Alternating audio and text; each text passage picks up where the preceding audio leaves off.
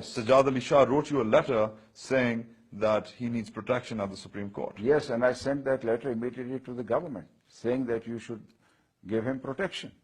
Not only that. What did the government do? Nothing.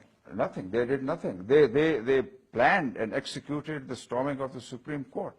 Nowazshریف and his brother Shahbazشریف, they were both involved. There were others involved, and I don't know who all were there.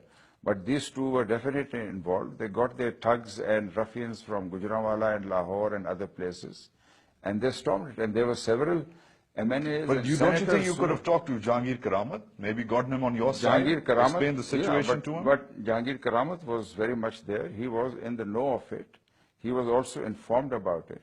And he also passed the buck on to the government. Mr. Lagari, you're telling me that the President of Pakistan cannot deploy a few troops outside the Supreme Court fearing its storming? No, the President cannot without the approval of the government. Unless the President dissolves the Assembly and throws